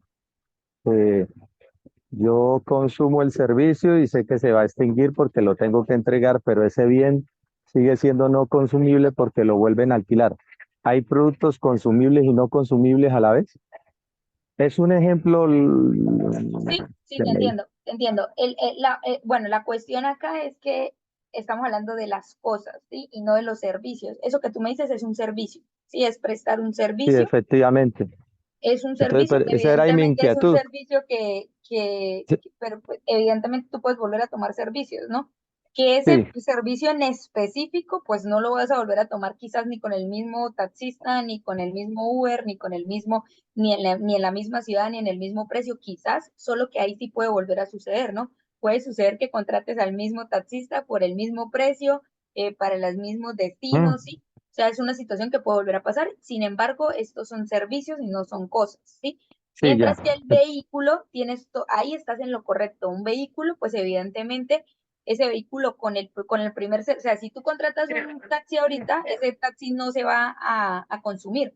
Es un taxi que va a seguir teniendo más carreras, que va a seguir haciendo más servicios. Es un producto que evidentemente es no consumible, es decir, no se consume con su uso. Es un servicio, es un carro que va a seguir prestando el mismo servicio por años hasta que en algún momento se dañe, porque evidentemente en algún momento pues va a dejar de funcionar y se va a dañar. Pero acá lo importante es ver que con su consumo Se inmediato no se va a desaparece. acabar. A diferencia de, por ejemplo, un vino, digamos un vino del año 1935, súper añejo, súper viejo, fermentado, exquisito, delicioso, de marca Chapelle, por ejemplo, digamos, etcétera, ¿no? Este vino, evidentemente, es consumible, ¿sí? Es un vino que se va a desaparecer, se consume y se desaparece. Con su primer uso, ese vino deja de existir. Dime, Giovanni. Licenciada, yo diría que ahí es muy importante hablar también el transcurso de las cosas en el tiempo, ¿no? Porque si nos ponemos a mirar, pues todo en algún momento de Se va a acabar. tiempo se va a acabar. Un carro, lo que usted dice, claro, podríamos hablar de un consumo controlado, ¿sí? De un consumo controlado, ¿por qué? Porque es que un vehículo usted lo tiene 10, 20 años y después termina por allá en un cementerio de autos viejos. Ya se acabó, no existe y contablemente vale 0,0, ¿sí? Entonces es importante en este tema hablar de el tiempo, ¿sí? transcurriendo en el tiempo, porque todo se va a acabar, hasta una casa se deteriora, se acaba, se va al piso, hacen otro edificio, se acabó esa casa, comienza otra nueva. Entonces, yo pensaría que la mayoría de las cosas son consumibles, excepto lo que usted nos decía, obviamente el sol, la luz del sol, la luz que generan a través de aparatos, el mismo aire, eso sería no consumible porque eso sí ha existido toda la vida y seguirá existiendo hasta cuando quién sabe qué pase. Pero yo pienso que todo lo material, todo lo que es tangible, tendrá su acabos en el tiempo, pienso yo. Sí, claro que sí, solo que acá pues recordemos que estamos hablando específicamente de los que se consumen con el primer uso, ¿sí? Con su uso y evidentemente esos bienes pasan a ser bienes, Y no se refieren a servicios, ¿no? Pero no se refieren a servicios, sino solo a no, cosas. cosas. Ya, Estamos ya. viendo las cosas, ya en algún momento vamos a ver el tema de los servicios. Em, Giovanni, puedes bajar la manita. Y vamos a terminar, a finalizar lo de los tipos de cosas, ¿no? Entonces, cosas consumibles, no consumibles, ya las vimos. Ahora vamos a hablar de las cosas divisibles y las no divisibles. ¿Quién me da una definición y un ejemplo? Que tenga idea, o sea, la idea que tengan sobre divisibles y no divisibles. Licenciada, me escucha, que a veces se me pausa la imagen. Yo creo que las divisibles, pues como su nombre se dice, que se pueden separar, se puedan dividir. Las indivisibles no, porque lo divisible, que aunque yo lo pueda dividir, pueda seguir siendo usado, o sea, tenga aún valor, pero lo indivisible, que si yo lo puedo dividir, perdón, su valor se va a terminar porque ya no va a tener, no se va a poder usar. Entonces, lo divisible, lo que se pueda utilizar y aún pueda seguir siendo de uso, y lo indivisible, lo que no se pueda dividir, porque al hacerse eso, pues su uso va a ser perentorio, no va a tener la misma funcionalidad y quizá pierda su valor. Correcto, correcto. Julieta. Licenciada, muchas gracias. Sí, precisamente ellos miraban las divisibles, las que se podían dividir sin que perdieran su esencia o su naturaleza. Me imagino yo que, por ejemplo, un bulto de trigo o de harina se podían dividir, pero seguía siendo harina, seguía siendo trigo, seguía siendo maíz. Y las indivisibles, las que al dividirse, pues obviamente iba a perder su esencia o su forma o algo. Ejemplo, una obra de arte. Una obra de arte no la vamos a poder dividir porque la dañamos. Entonces, más o menos ese es el ejemplo de lo divisible y lo no divisible. Muchas gracias. Listo, Julieta, gracias. Fanny, habías levantado la manita, dale. Sí, es pues algo igual, por eso la había bajado, porque mi concepto es algo igual. Dice que lo divisible No pues es lo importa, que se no importa, puede, no importa. lo que se puede dividir, ¿no? Porcionar en partes. Y los bienes indivisibles son aquellos que no se pueden dividir sin que se destruyan, o sea, sin que ellos sean destruidos en sí mismos. En los bienes divisibles, pues una vez divididos, cada parte de ella se conservaba intacta. Pero pues si yo al dividir lo echo a perder o lo daño, pues ya es indivisible. Eso era. Listo, chicos. ¿Alguien más tiene algún concepto?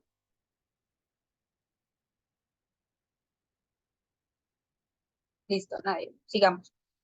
Es exactamente eso, chicos. Las cosas divisibles, ¿sí? Eran esas cosas muebles en las que prevalecía la sustancia sobre la forma. Es decir, eran esas cosas que aun cuando se dividían, pues no perdían su valor económico. Dime, John.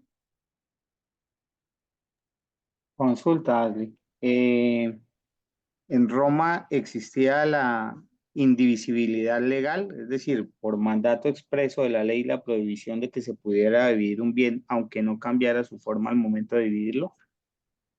Nunca lo he visto, John, la verdad, la figura nunca la he visto en derecho romano. No, hasta el momento, ¿no? No sé si es que no he investigado profundamente, pero hasta el momento no, nunca he visto la figura como tal. Sí, porque actualmente, por ejemplo, con los planes de ordenamiento, en lo que tiene que ver con división de predios, hay situaciones en las que aunque los bienes se pueden dividir materialmente y no dañan su esencia, sí está legalmente prohibido dividirlos. Que no se puede hacer, Entonces, exactamente. la consulta era esa, la verdad yo tampoco tengo No, conocimiento sobre la no, o situación, sea, en pero lo que no. yo he estudiado y he visto, jamás he visto esa prohibición, jamás he visto esa figura, quizás de pronto no existía. De hecho, nunca la he leído ni en libros ni nada, entonces no creo, la verdad. Vale, gracias. Vale, John, no te preocupes.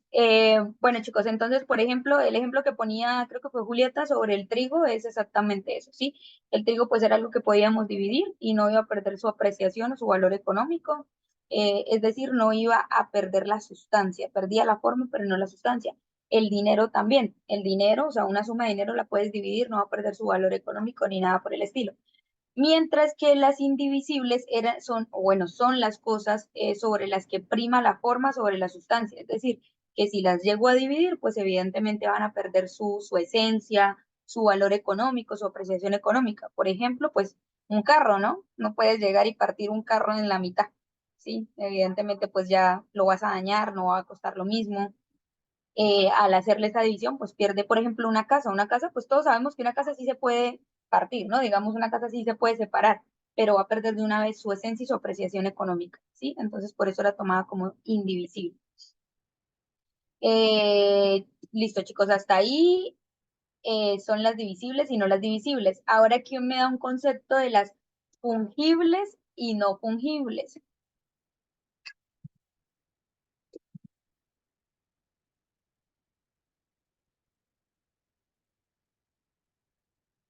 ¿Alguien? Eh, ¿Ninguno? Carlos. Las fungibles son las que se pueden cambiar por algo de mejor calidad o superior o igual calidad. Entonces podría ser, por ejemplo, un computador. Hoy en día podríamos hablar de un computador. Yo tengo un computadorcito, un Core i7 con 16 en RAM, que puede costar 1 millón de pesos y puedo comprar con el mismo millón, creo yo, un computador, un Core i12 de última generación con 32 en RAM, un disco SSD. Eso sería algo fungible, algo que es de mejor calidad con el mismo precio. Perfecto, Carlos. Fanny. Bueno, pues ahí serían los fungibles los que se consideran según su cantidad, peso, medida, y que a su vez se pueden sustituir por otros. Y los bienes no fungibles son los que no se pueden sustituir por otros. Por ejemplo, una obra de arte original, ¿no? No se puede sustituir por otra. Listo, Fanny. Rocío y por último Amir.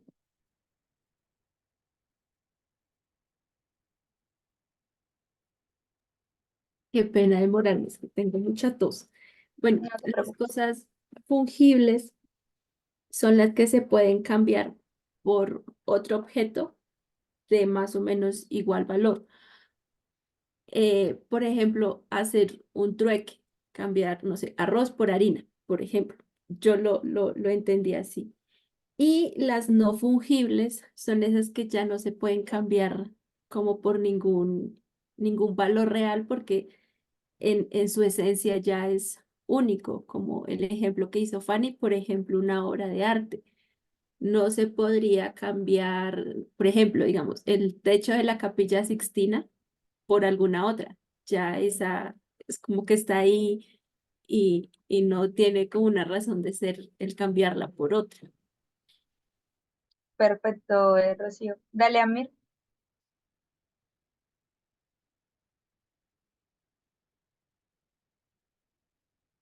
Amir. Daniel. Sí, yo creo que la clave es el cambio en la especie, calidad y cantidad, ¿no? Los fungibles son los que sí se pueden reemplazar por la misma especie, calidad y cantidad, y los que no, pues no. Gracias, licenciada. Correcto, Daniel. Bueno, para ponerles ahí el ejemplo, vamos a hablar exactamente de un mismo ejemplo y les voy a explicar la diferencia. Hablemos del dinero, ¿ok? De los billetes y las monedas. En principio son fungibles, ¿sí? En principio son fungibles. ¿Por qué? Pues porque el dinero se puede reponer, ¿sí? Yo puedo reponer el dinero en igual cantidad o en igual condición. Ahora, si yo les digo, Carlos, te doy un billete de 10.000, ese billete de 10.000, él me lo puede vender en dos de 5.000, me lo puede devolver en dos de 5.000 y van a ser los mismos 10.000 pesos, ¿sí? Solamente que ahora me lo da en dos billetes de 5.000, son cosas fungibles, ¿sí? Se pueden reponer en la misma cantidad. Pero si yo le digo a Carlos, Carlos, tengo un billete del año 2000, tengo una moneda que existió en Roma en el año 300 antes de Cristo, sigue siendo dinero, pero es fungible, no, no lo puedes reponer. No en igual cantidad, no en igual condición, no en igual medida. O sea, aun cuando sigue siendo dinero, pasa a ser no fungible por la sola esencia de su particularidad. Es decir, tiene unas condiciones que son difíciles, diría yo que casi imposible hasta en el 2024 yo llegar a reponerle a Carlos ese tipo de moneda, ¿sí? O sea, es una moneda que tiene un valor por su individualidad, como decía la Capilla Sixtina o cualquier tema que sea, no sé, por ejemplo, una obra de arte, como lo decía Fanny, son cosas tan individuales, tan particulares, que tienen condiciones tan propias que no se pueden venir a reponer con algo diferente, ¿sí? Porque de pronto no va a tener esa misma apreciación o ese mismo valor, que ojo, puede ser no solamente económico, también puede ser intelectual, ¿sí? Entonces, esa es como la diferenciación entre fungibles y no fungibles, y pues ahí les dejo el ejemplo con la monedita, porque básicamente es una misma cosa, es dinero, simplemente que su origen, su particularidad, sus condiciones pasan a ser diferentes al momento de sustituirlos o reponerlos. ¿Listo? No se va a poder sustituir ni reponer de la misma manera un billete de 5.000, uno de 10.000 en nuestra época actual a una moneda que existió en el año 300 antes de Cristo en Roma, ¿sí? Que evidentemente es algo de colección. Las cosas de colección son bienes no fungibles, ¿ok? ¿Se entiende hasta ahí, chicos? El tiempo también se considera un bien fungible o no fungible. No, pues Gustavo, aquí ya entraríamos a hablar de un tema físico, un tema más profundo, más científico, porque pues depende, ¿tú consideras el tiempo como una cosa? O sea, para ti el tiempo es una cosa, tú puedes negociar con el tiempo, tú puedes vender el tiempo. Véanse la película de esta, la del señor que tiene la vida por el tiempo en la mano, no sé si la han visto, es buenísima.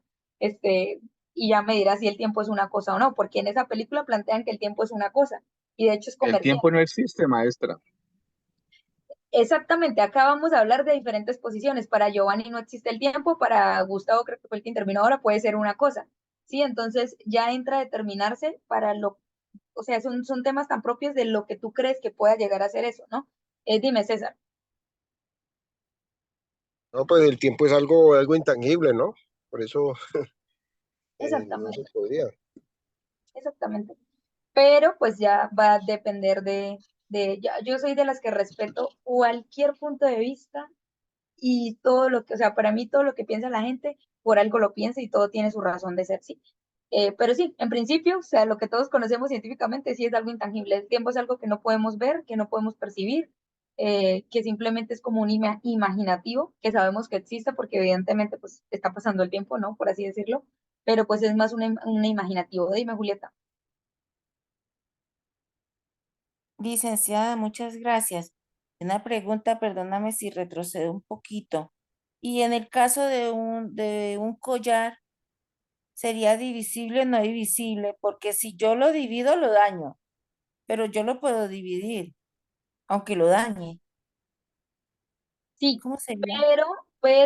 ojo, el punto es que no pierda su apreciación económica, su valor o su esencia.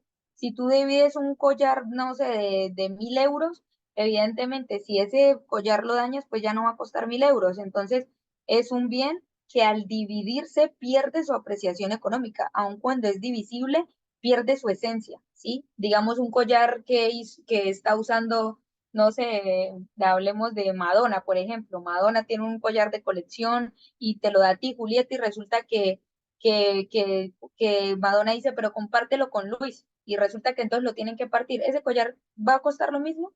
¿Tiene la misma esencia? ¿Sigue siendo el mismo collar de Madonna?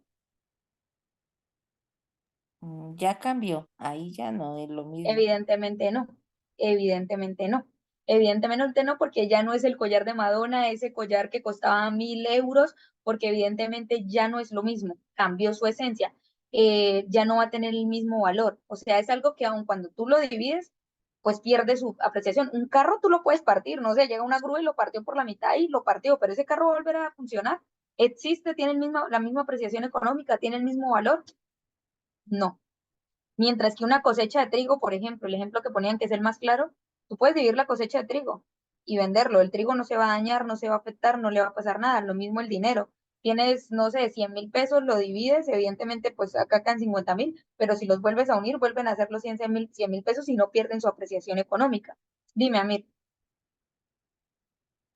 Licenciada, qué pena, frente al mismo ejemplo que propone usted del collar de Madonna, que me parece interesante, yo creería que en un momento determinado la obsesión de un coleccionista de arte puede hacer que el valor sea mucho más amplio, aunque se haya dividido. Por decir algo, el collar costó 10 millones de dólares, presumámoslo así. Fanny lo dividió para darle la mitad al hermano y luego ella pone ese collar en venta y dice, ok, este era el collar de Madonna de los años mil tantos y tiene un valor de 10 millones, pero el collar está completo y la otra parte está en tal lugar, la otra mitad. De pronto una persona que se obsesione por tenerlo completo incluso y hacer uso pues de u ostentar su riqueza podría darle un valor mucho más significativo al punto de comprar la otra mitad en los mismos 10 millones de dólares, ¿no? Sí, claramente, porque aquí va a depender mucho también del tipo de bien, ¿no? Lo que yo les decía, si es fungible o no fungible. Así. Si se puede restituir igual, pues sabemos que ese collar no va a volver de pronto a existir nunca, y solo, no por el hecho de que el collar no pueda existir, evidentemente collares se pueden hacer todo el tiempo, pero es que la persona lo usó en determinado concierto y que ese concierto nunca se volvió a repetir en la vida, entonces, ay, es que es la chaqueta o es el collar o es el anillo que él usó ese día y nunca más vuelva a volver a existir ese concierto así exactamente en esa misma ciudad, en la manera en que existió, como él usó tal artículo. Eso pasa, y eso pasa mucho con las personas que se obsesionan con los artículos de colección o de valor de los famosos y los artistas. Pero igual Amir pierde valor económico. O sea, al yo dañar bueno, digamos, dividir cierto bien, aun cuando tenga todo el valor, no sé cómo decirlo, no sé, más moral, como más íntegro, no tanto comercial, sino más por el valor afectivo, por así decirlo, que yo le tengo a una cosa, por más que se divida, ya no es lo mismo, pierde su esencia. O sea, no sé si me hago entender cuál pierde su esencia. O sea, ya no es el mismo collar. Aunque él lo quiera buscar por partes y luego unirlo, esa parte no es la misma. A ver, yo no voy a ofrecer 1.000 euros por un collar que no Licenciada, está completo. Dime, Giovanni. y si son partes de, por decir algo, lo que se encontró en el Titanic, por decir algo.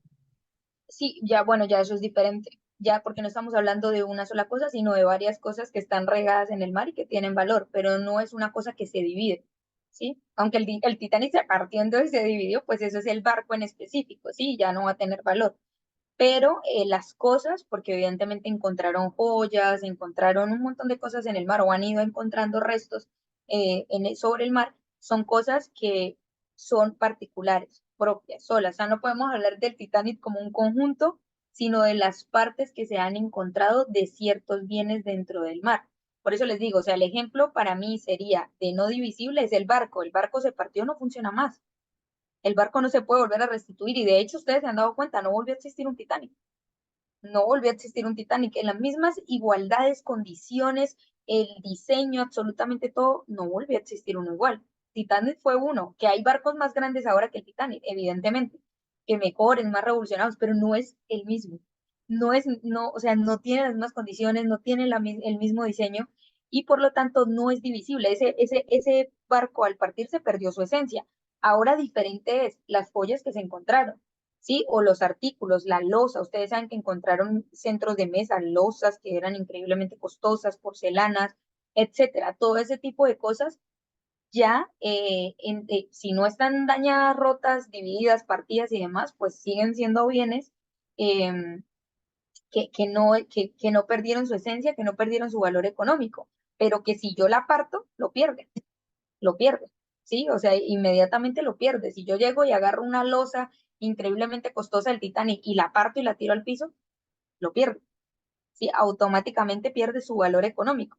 Entonces, ríjanse más desde el punto de vista es que si lo separo, pierde o no pierde su valor, pierde o no pierde su esencia para lo que fue hecho, ¿sí? O por el cual tenía esa apreciación, no solo económica, sino también esa admiración o ese valor sentimental que se le puede dar a algo. Chicos, se nos acabó el tiempo, ya tengo que iniciar una clase rápido, ya son las 10 de la mañana. Yo creo que dejamos el viernes para hablar ya de hecho ya terminamos, ¿no? Ya terminamos, solo nos faltó cosas principales y accesorias, fructíferas y no fructíferas, solo nos faltó esos dos. Ya cuando terminemos eso, la próxima clase, les hablo de obligaciones, ¿ok? Les voy a hablar de obligaciones, elementos de las obligaciones, las fuentes y las clasificaciones. Ya después de eso, ya terminamos el módulo, ¿listo? Entonces sí nos vemos el viernes. Nos vemos el viernes. Si Tatiana no les da clase por lo del examen, pues entonces lo hacemos en la hora de Tatiana para no hacerlo tan tarde. ¿Listo, chicos? Sí, gracias, licenciada, muy amable. Ashley, ¿podemos Gracias. suspender la Gracias, grabación? feliz fin de semana. Que esté muy bien. Listo, licenciada, Adiós, muy amable.